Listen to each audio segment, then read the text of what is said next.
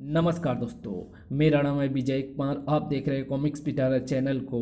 तो चलिए दोस्तों, राज कॉमिक्स में नागराज की इस शानदार कॉमिक्स को शुरू करते हैं जिसका नाम है सम्मोहन।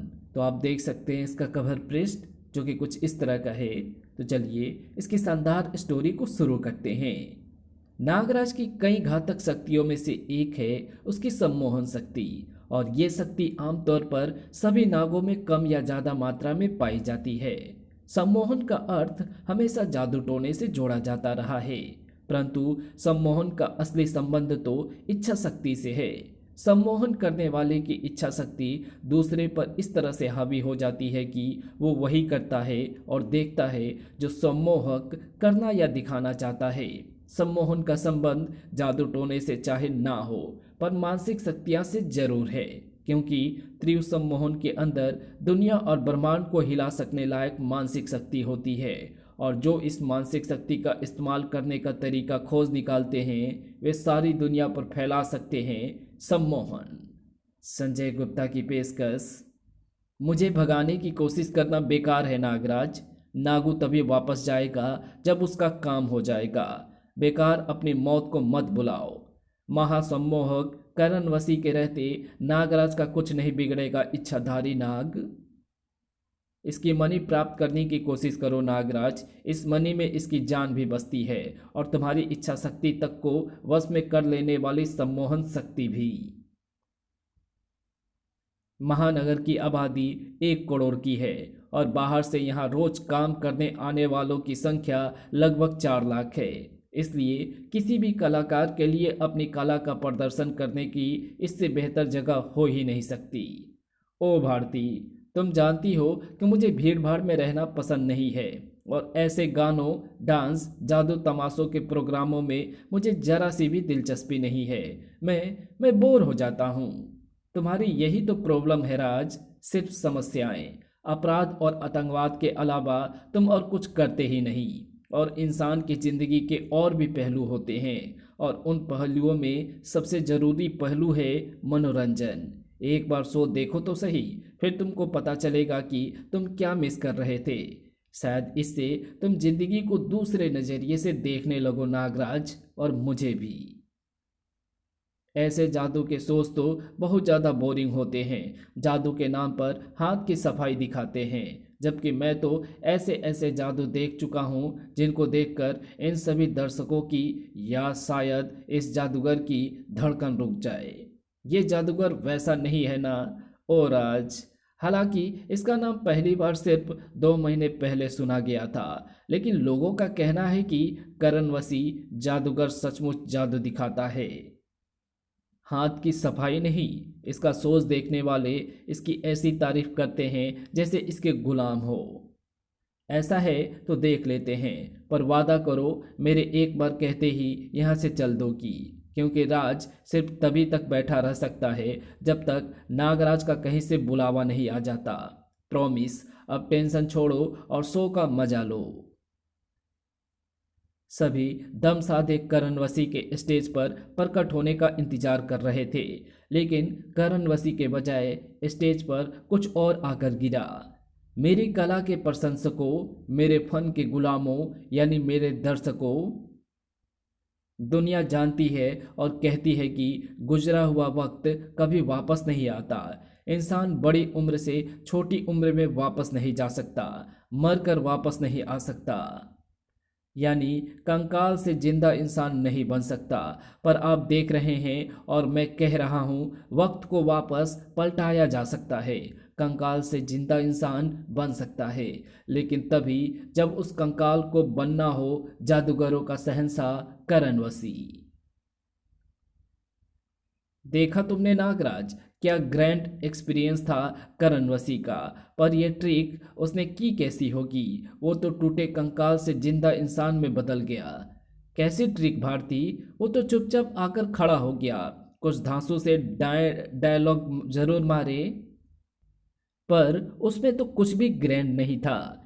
क्या बात कर रहे हो राज? पहले कंकाल के टुकड़े गिरे, फिर कंकाल जुड़ा, फिर कंकाल पर नसें, मांस और खाल चढ़े, और फिर जीता जागता करण वसी बन गया। तुम सो गए थे क्या? खैर अब देखो करण वसी आगे क्या करता है। पर एक बात तो माननी पड़ेगी, करण वसी सचमुच का जादू जानता है। भारती क्या कह रही है? मैं तो लगातार शो देख रहा हूँ, मुझे कुछ क्यों नहीं दिखा? मेरे शो की शुरुआत को पसंद करने के लिए धन्यवाद, पर मौत और मौत से वापस जिंदगी की तरफ आने के बीच में मैंने कुछ देखा। मुझे तो वो देखने के लिए मरना पड़ा, पर आप लोग उसे मरे बिना ही देख सकते हैं, और वो नज़ारा है नर्क का नज़ारा। अगले ही पल हर दर्शक की आंखें फैल गई, पहले आश्चर्य से और फिर भय से, क्योंकि ना जाने कैसे पूरा ऑडिटोरियम नर्क का रूप धारण करता चला जा रहा था। ये हम कहाँ आ गए? ये तो सचमुच नर्क लग रहा है, पर मैं तो स्वर्ग नर्क मानता ही नहीं हूँ। यहाँ पर तुम्हारे पापों का हिसाब होगा, मानो। हर पाप के लिए एक अलग सजा। सदियों तक तड़पोगे तुम लोग। ये तो यमदूत लग रहे हैं। क्या हम मर गए हैं? पापों का हिसाब मरने के बाद ही होता है। मैं तो जला जला। चोट तो सचमुच में लग रही है, ये जादू नहीं हो सकता। बचाओ बचाओ, करण वसी, ये तुम हमको कहाँ ले आए हो? भारती पर भी बुरी गुजर रही थी। बचाओ मुझे, इस यमदूत से बचाओ नागराज, ये मुझे आग में जलाने जा रहा है। पर तुम तो खुद यमदूत के शिकंजे में हो, तुम मुझे कैसे बचाओगे? ये सच नहीं हो सकता, मैं जरूर कोई सपना देख रही हूँ। नागराज, वो कौन है?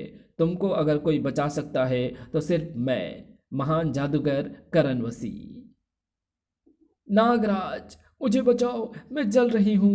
भारती, क्या हुआ भारती? तुम चिल्ला क्यों रही हो? भारती के कानों तक मेरी आवाज़ नहीं पहुंच रही है। साथ ही साथ ऑडिटोरियम में बैठे लगभग सारे दर्शक कुछ न कुछ चिल्ला रहे हैं। बात कुछ और ही है। मुझे पता लगाना ही होगा कि भारती के साथ साथ ये सब भी ऐसा क्या देख रहे हैं जो इनके होश फाख्ता किए हुए है। पर यह कैसे पता चलेगा कि भारती क्या देख रही है? मुझे भारती के मस्तिष्क में घुसने का प्रयत्न करना होगा। सर्पों से तो मेरा मानसिक संपर्क हमेशा ही बना रहता है। मैं सूक्ष्म रूप में अपने विशेष नाग सर्पिक को भारती के शरीर में प्रवेश कराता हूँ। ये भारती के रक्त के साथ बहकर इसके मस्तिष्क तक पहुँचेगा और फिर मेरे पास उस घटनाक्रम के मानसिक संकेतों को प्रेषित करेगा जो इस वक्त भारती के दिमाग में चल रहा है। और सर्पिक, चूंकि मेरे शरीर से पैदा हुआ सर्प ना होकर नागद्वीप का सर्प है, इसी कारण ये बगैर मेरे विष के भी जीवित रह सकता है। भारती के रक्त धमनियों से होता हुआ सर्प इस भारती के मस्तिष्क की भूल भुलैया में जा पहुंचा और विद्युत स्फुलिंगों के रूप में भारती के दिमाग में बह रही विचार तरंगों का संपर्क नागराज के मस्तिष्क में जोड़ने लगा। भारती के दिमाग में उभर रहे दृश्य नागराज के दिमाग में भी उभरने लगे और नागराज चौंक उठा। ओह, करणवसी जादू दिखाने के लिए सम्मोहन का प्रयोग कर रहा है और सम्मोहन के जरिए वो इन दर्शकों को भयभीत करने वाले दृश्य दिखा रहा है। इसलिए मुझे ना तो करणवसी का ग्रैंड अपीयरेंस दिखाई पड़ा और ना ही नर्क के ये दृश्य, क्योंकि मुझको सम्मोहित कर पाने की क्षमता करणवसी के पास नहीं है। पर करणवसी दर्शकों को खुश करने के बजाय भयभीत क्यों कर रहा है? खैर, अभी ये सोचने का वक्त नहीं है। किसी कमज़ोर दिल वाले की हृदय गति भी रुक सकती है। मुझे इसके सम्मोहन को काटना होगा और वो भी चुपचाप, वरना करणवसी को राज की सम्मोहन शक्ति देखकर शक हो सकता है और उससे मेरा भेद खुल सकता है। एक दूसरा रास्ता है। अभी करणवसी का मानसिक सम्मोहन तरंगों के जरिए भारती के मस्तिष्क से जुड़ा हुआ है और भारती का मुझसे, यानी मैं भारती के दिमाग के जरिए करणवसी के दिमाग तक पहुंच सकता हूं।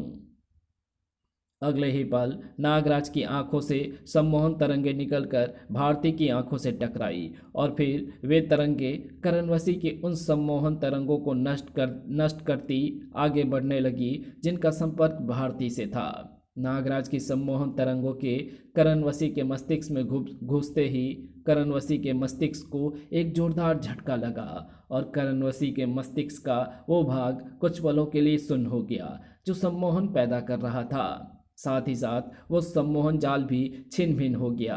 जो दर्शकों को भयावह दृश्य दिखा रहा था। ओह, हम तो वापस ऑडिटोरियम में आ गए, बच गए, जान बची तो लाखों पाए, अब भागो यहाँ से। ये ये क्या, मेरा जादू टूट गया? किसी ने मुझ पर विपरीत सम्मोहन तरंगों से वार किया है, पर किसने? इतना शक्तिशाली सम्मोहन इन दर्शकों में से किसके पास है? किसके पास? ठहरो, रुक जाओ, भागो मत, अभी तो बहुत सारा जादू बचा है। मेरे ख्याल से मेरी जिंदगी भी अभी थोड़ी सी बची है। अगर यहाँ पर रुका तो वो शायद नहीं बचेगी। अजी चलो, इसके मुंह क्यों लग रहे हो? हमको जीते जी यमदूतों से पिटवा दिया। मैं नर्क में कैसे चली गई थी राज, और फिर वापस कैसे आ गई? बताऊंगा भारती। फिलहाल तो इस भीड़ के साथ साथ तुम भी यहाँ से बाहर निकलकर घर चली जाओ। मैं किसी को समझाकर अभी आता हूँ। करणवसी क्रोध से उबल रहा था। किसी ने मेरे काम में व्यवधान पहुंचाया है और उसके पास तीव्र सम्मोहन शक्ति है। मुझे उसको ढूंढना ही होगा, एक तो दंड देने के लिए और दूसरे उसकी सम्मोहन शक्ति को अपने काम में लाने के लिए। वो इसी भीड़ में कहीं है।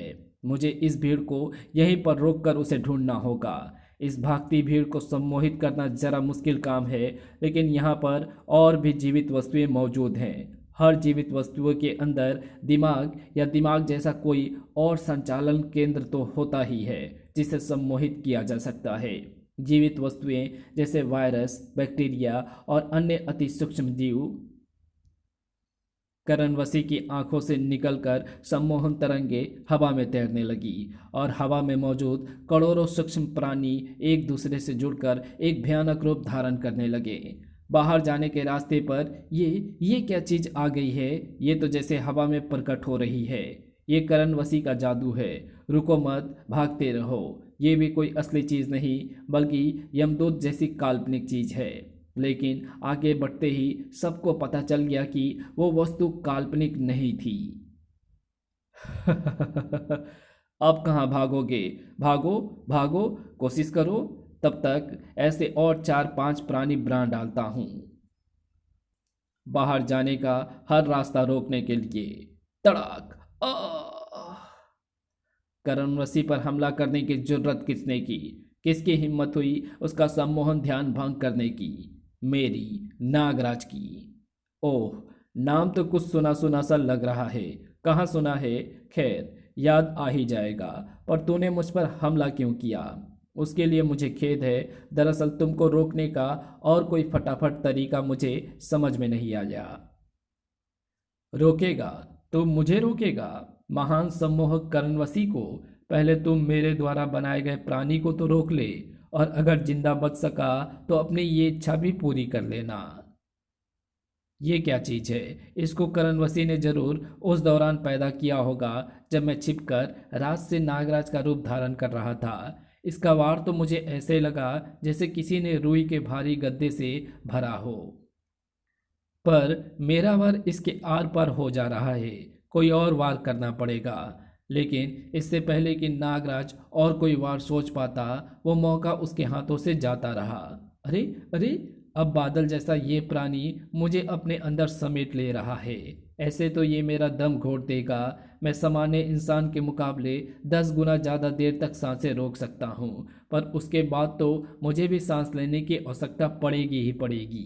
पर ये बादल जैसा प्राणी आखिर है क्या? नागराज के विचार अपने सर्पों तक अपने आप पहुंच जाते हैं, और जवाब भी नागराज को अपने लहू में तैरते सूक्ष्म सर्पों से ही मिला। तुम बड़े रूप होने के कारण उन कणों को नहीं देख पा रहे हो नागराज, जिनसे इस प्राणी का निर्माण हुआ है। हम सूक्ष्म रूप में होने के कारण साफ देख पा रहे हैं कि वे कण दरअसल जीवाणु, विषाणु तथा अन्य सूक्ष्म जीव हैं। ये तुम्हारे बीच से तुरंत मर जाएंगे। ओह, अब समझा। करणवसी में इन सूक्ष्म जीवों तक को सम्मोहित करने की क्षमता है। वे इसके इशारे पर ही ऐसा कर रहे हैं। ये मेरे बीच से मर तो जाएंगे, पर तब जब ये मेरे बीज के संपर्क में आएंगे, और ऐसा सिर्फ तभी हो सकता है जब मैं बीज फुंकार छोड़ूं या इनको अपने शरीर के अंदर खींचूं। दोनों ही कामों में सांस की जरूरत पड़ेगी, जो मैं अभी नहीं ले सकता और ना छोड़ सकता हूँ। आहा, एक काम किया जा सकता है। भाग रहा है नागराज? तो मेरी एक ही टक्कर में चित हो गया। लेकिन नागराज ना तो चित हुआ था और ना ही भाग रहा था। वो तो उस तरीके को आजमाने जा रहा था जो उसे सूक्ष्म जीवों के कैद से आज़ाद करा सकता था। ऑडिटोरियम जैसी किसी सार्वजनिक जगह पर आग बुझाने के साधनों को उपलब्ध रखना आवश्यक है। ऐसे साधन यहाँ पर भी हैं। मैंने अंदर जाते समय दीवार पर लगे कई अग्निशमन यंत्रों को देखा था, पर फिलहाल तो मैं कुछ देख नहीं पा रहा हूँ। मुझे अनुमान से ही उस दिशा में बढ़कर उस स्थान पर पहुँचना है जहाँ पर ये यंत्र लगे हुए हैं। नागराज को अपनी सर्प इंद्रियों का इस्तेमाल करते हुए सही स्थान में पहुंचने में ज़्यादा समय नहीं लगा। ये रहे अग्निशमन यंत्र यानी फायर एक्सटिंग्विशर। इसके अंदर जो रसायन भरे हुए हैं उसकी प्रतिक्रिया से कार्बन डाइऑक्साइड गैस की फोम पैदा होती है जो आग को बुझाने में सक्षम होने के साथ साथ अत्यधिक ठंडी भी होती है। जब ये ठंडी फोम इस सूक्ष्मजीवी बादल पर पड़ेंगी तो ये सूक्ष्मजीवी अपने आप नष्ट हो जाएंगे, क्योंकि कोई भी जीवाणु या विषाणु ज़्यादा ठंड में जिंदा नहीं रह सकता। शून्य से कई डिग्री नीचे के तापमान ने कुछ ही पलों में उस सूक्ष्मजीवी कैद को छिन्न भिन्न कर दिया और नागराज आज़ाद हो गया। करणवसी को भी ये जानने में ज़्यादा देर नहीं लगी कि उसका वार असफल हो गया है। नागराज के चक्कर में मेरा ध्यान भटक गया और कई दर्शकों को बाहर जाने का मौका मिल गया। अब इस भीड़ को रोके रखने का कोई मतलब नहीं है। अब मुझे भी यहाँ से निकल जाना चाहिए। ये सांप कहाँ से आ गए? असली सांप? मैं फिर वापस आ गया हूँ करणवसी, और इस बार तुमको रोकने का सबसे अच्छा तरीका मुझे यही समझ में आया। तू बच गया और तेरे हाथ से सांप निकलते हैं। तू भी कोई जादूगर है क्या? जादूगर नहीं, इच्छाधारी मानव नाग, जिसके शरीर में रहते हैं सांप, असंख्य सांप। और मैं तुमसे लड़ना या टकराना नहीं, सिर्फ ये जानना चाहता हूँ कि अन्य जादूगरों की तरह तुम अपने दर्शकों को खुश करने के बजाय डराने वाले खेल क्यों दिखा रहे थे? और जब उन्होंने तुम्हारा शो बीच में छोड़कर जाना चाहा तो तुमने उनको एक भयानक जीव द्वारा रोकने की कोशिश क्यों की?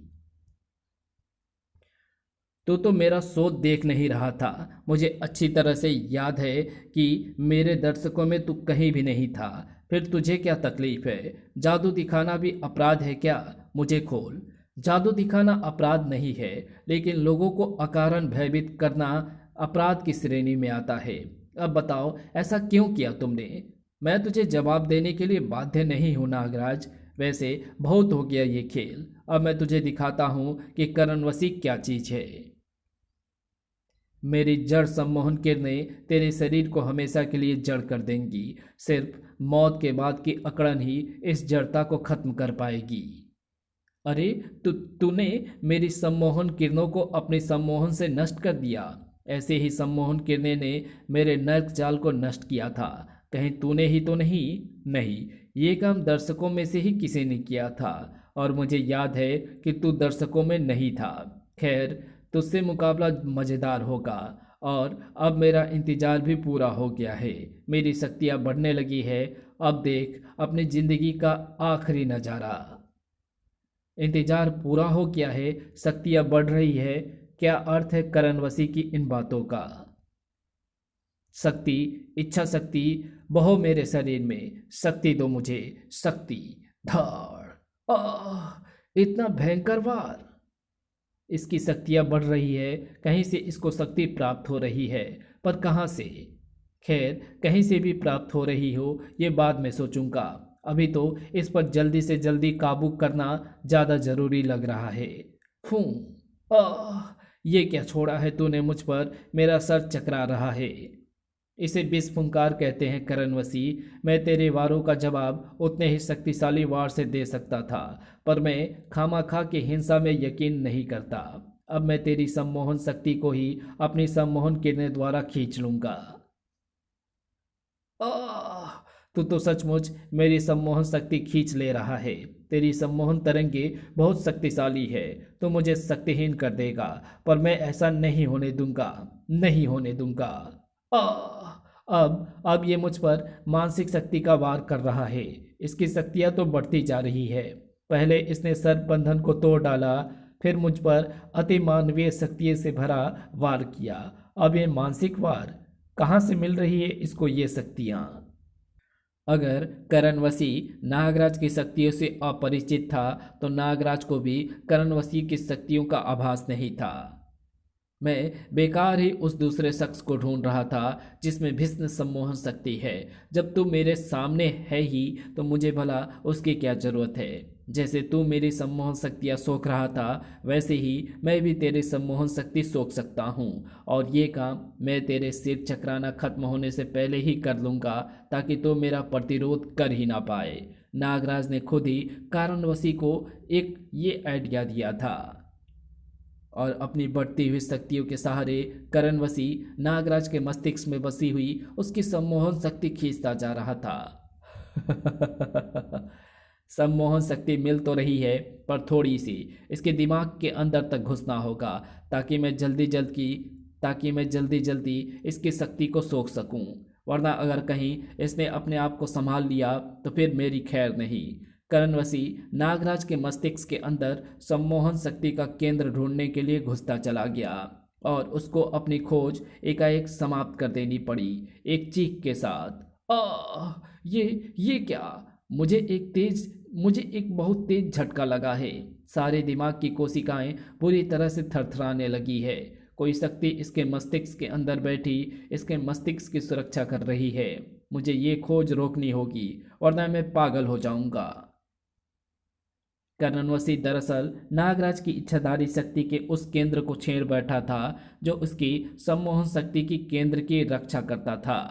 तो बहुत शक्तिशाली है नागराज, पर अगर मैं तेरी शक्तियां हासिल ना कर सका तो उनके साथ तुझको भी जिंदा नहीं रहने दूंगा, क्योंकि एक ही म्यान में दो तलवारें नहीं रह सकती। एक ही पृथ्वी पर समान सम्मोहन शक्ति वाले दो मानव नहीं रह सकते।